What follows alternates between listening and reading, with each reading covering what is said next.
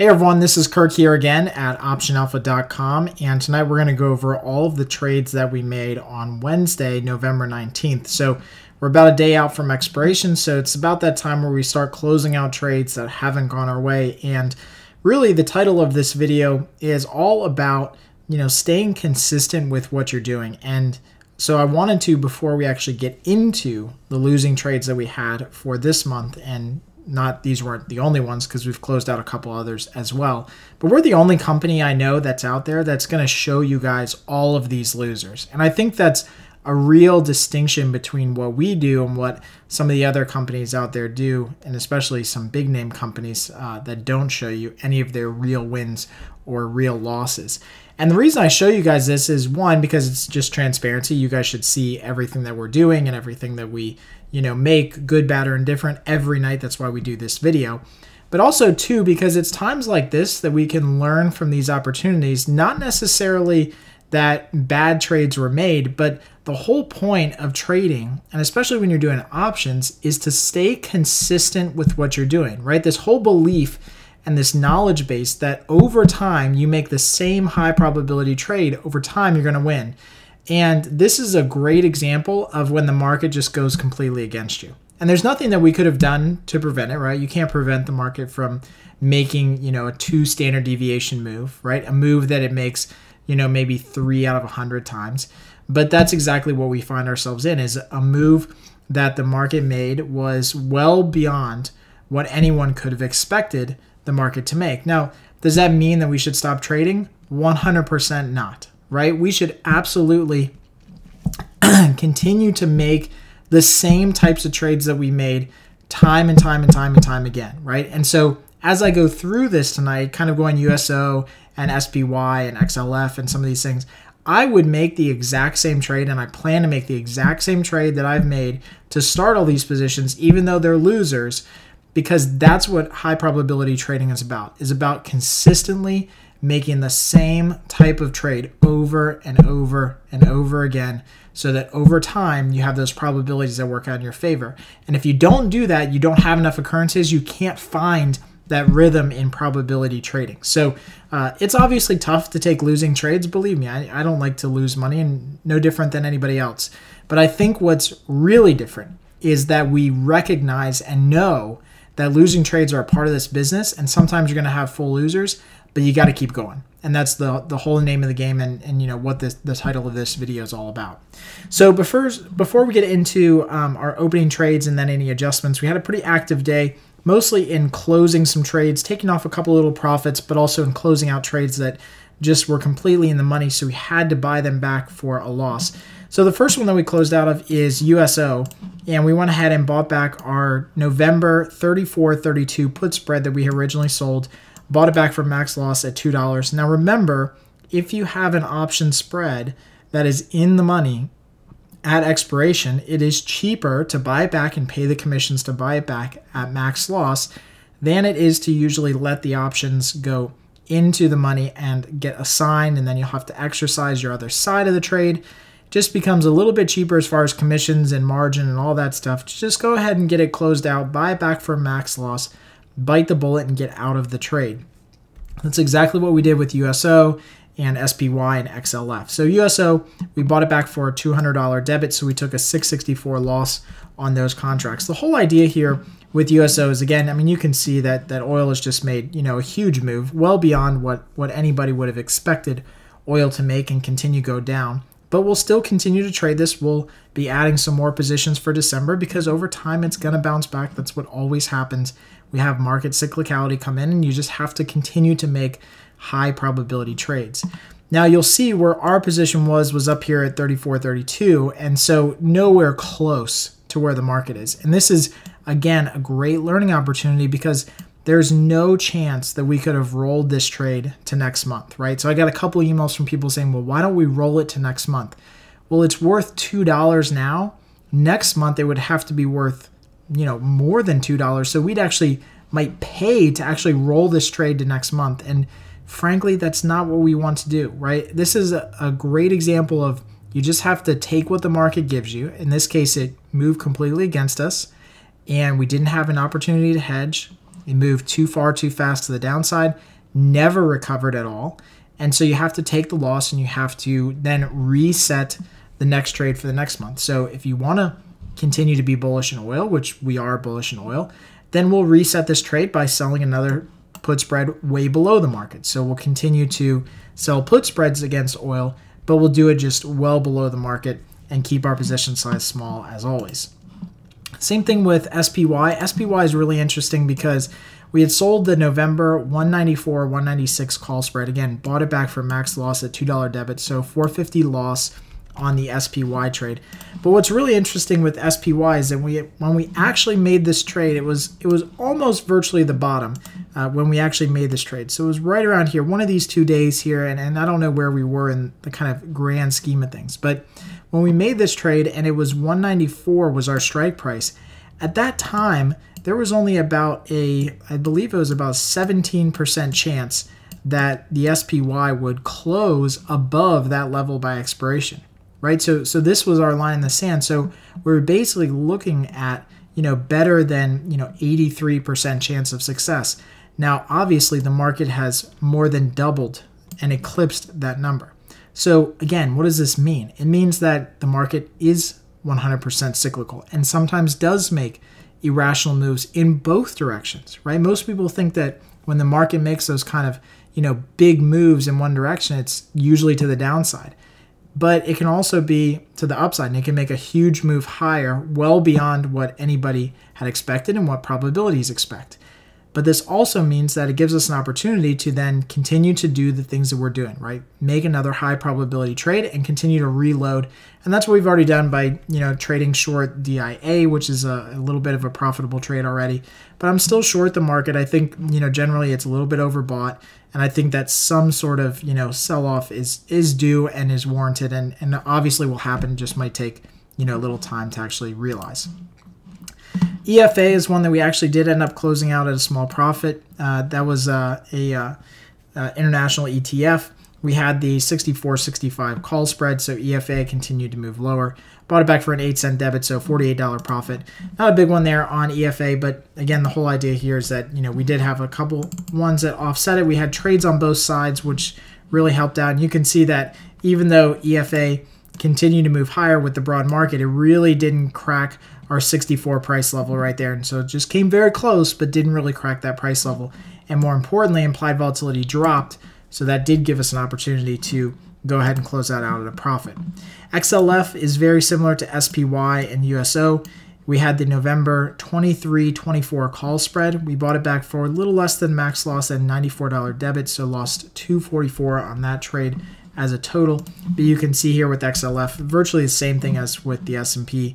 It's pretty much the same chart, just made a huge move higher. And so even though our long strike was at 24, our break even was much closer to around 23.30 or so. So we had quite a lot of distance to cover between ourselves and the market if we were going to turn this trade around, and just really didn't have an opportunity to do that. So it's pretty interesting. You look at XLF even more so than just kind of the broad market, and you've got a very nice kind of upward trending line, but it's definitely had some cyclicality, right? It's made its moves up and made its moves down, and it's just getting more violent in its nature. So it's just making longer, bigger moves in either direction. But you can see that there's a very clear consistency and cyclicality to something like XLF, which is going to be interesting and see how it plays out in December, because kind of common thought here might assume that we continue to move back down maybe in December just to keep this cyclicality going. So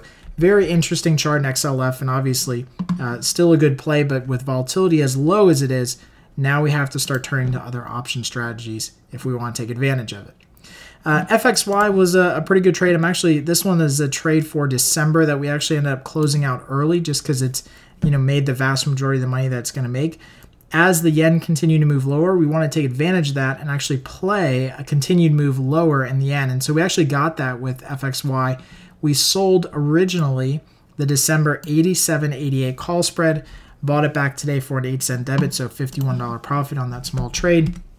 With FXY, you can see that as the yen kind of gapped lower, what we did was we sold a spread right here at 87.88, anticipating that it could just continue lower after the gap, which is exactly what it did. So this thing has absolutely been crushed and annihilated. And so we actually might start coming back in here now with implied volatility as high as it is, up in the 94th percentile.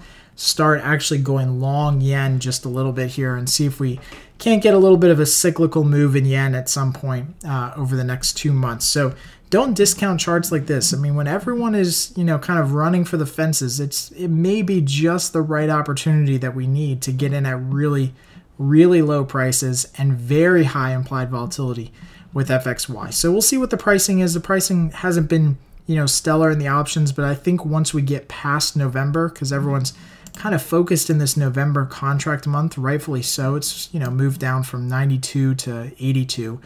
So it's had a huge move. I think once we get past November and people start actually focusing and trading more of the December contracts, we'll start to see pricing, come back up in some of these options trades, which make it a little bit more appealing for guys like me.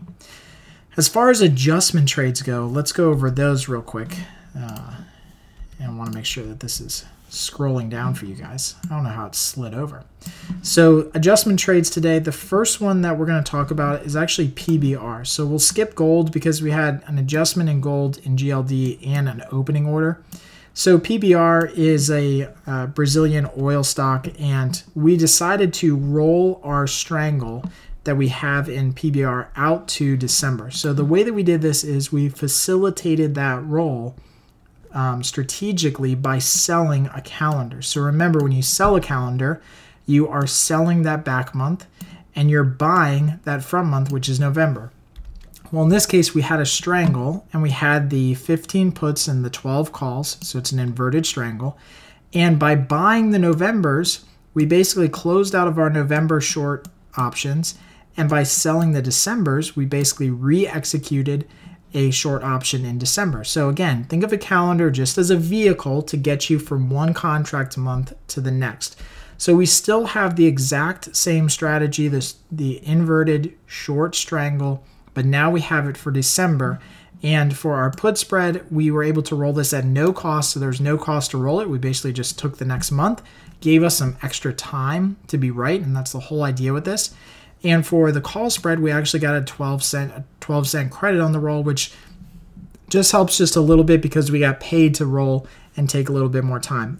For me, the whole idea here with this spread is that, again, at some point, the market's going to be cyclical. And you guys have heard me say this time and time again. You can go back to the video archives. I said it when the VIX was up at 25 and 30. I said the VIX is coming down. The market's going to go back up. And it did, right? And so you know that it's going to be true for everything, that everything that's really high right now is going to come down. Everything that's really low is going to start to revert back up. It's just a matter of time. We don't know when it is, but it always happens.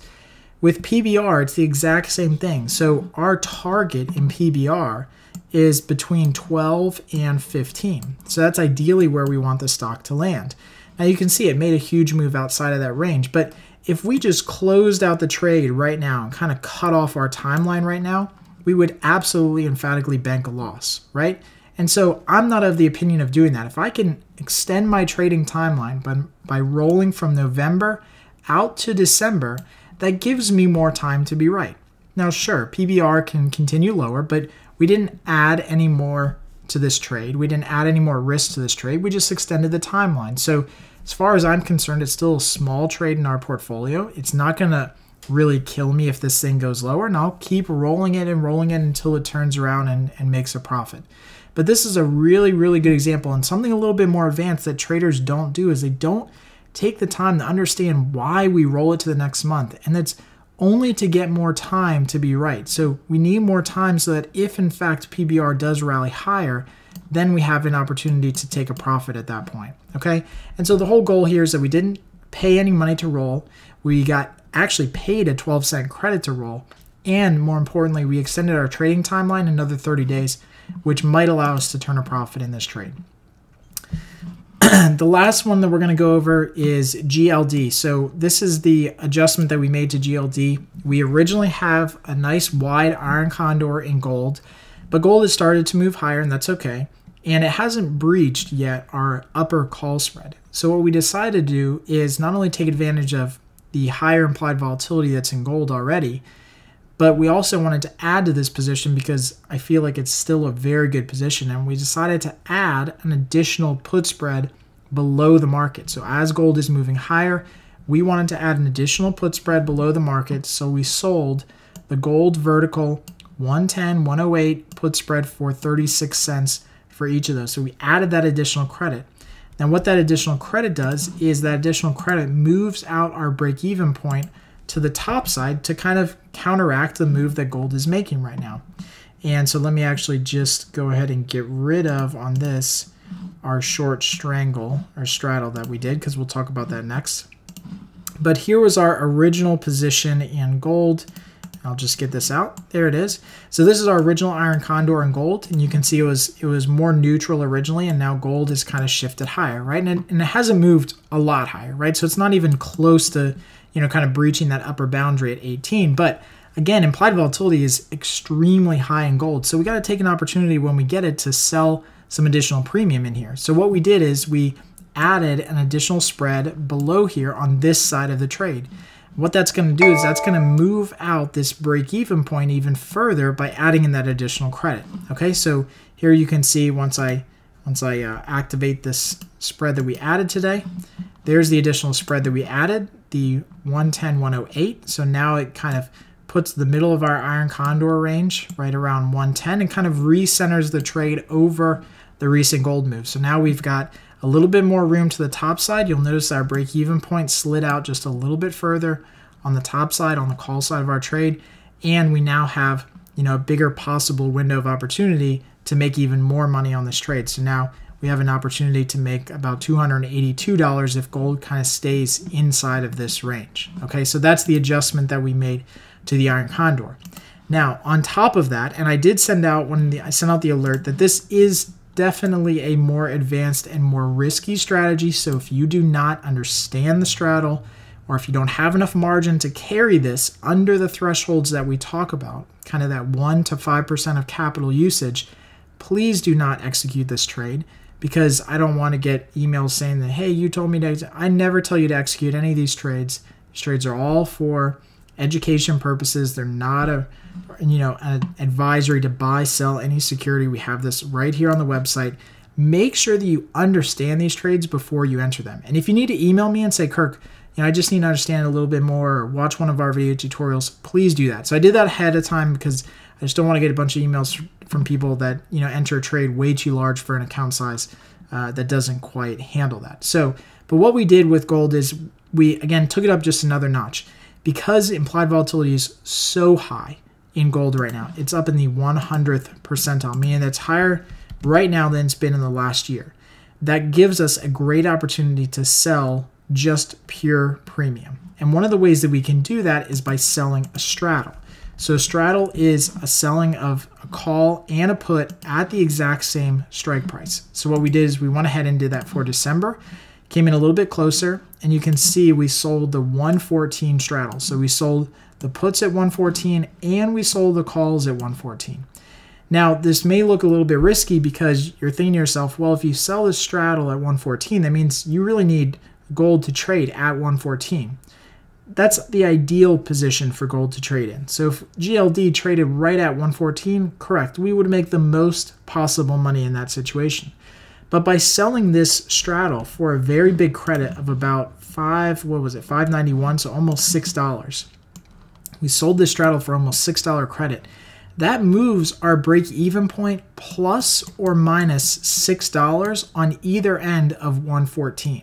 Okay, so that moves the break-even point out to 120 on the top side, and that moves the break-even point down to 108 on the bottom side. Okay, so that straddle credit actually acts more like an iron condor because you have wider break-even points. Okay, so that's kind of what it looks like.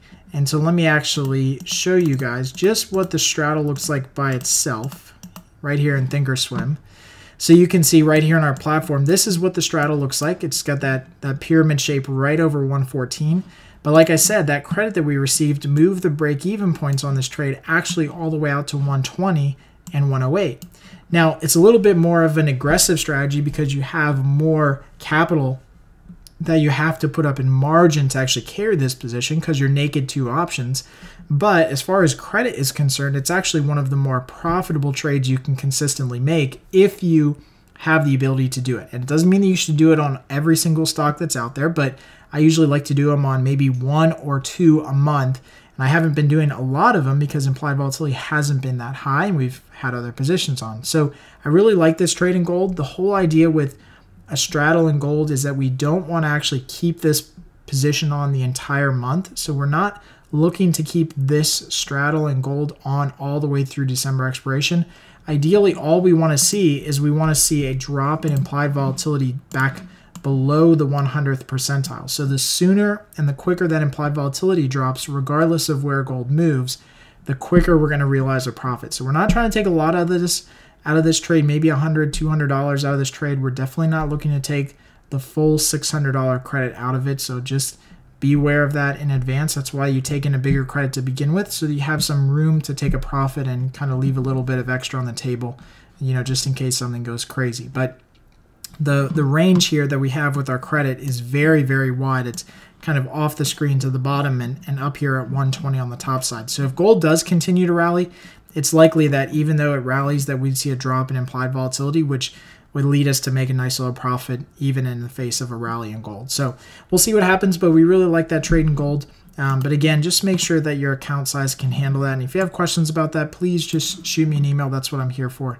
here to help as always. So I hope you guys enjoyed this video. I know it was a little bit longer, but we had so much information to go over with a lot of the closing trades, the adjustments, and then the gold straddle. As always, if you guys have any questions or comments, please add them right below this video in the comment section. I'll get back to all of those tonight or tomorrow before the open, and happy trading.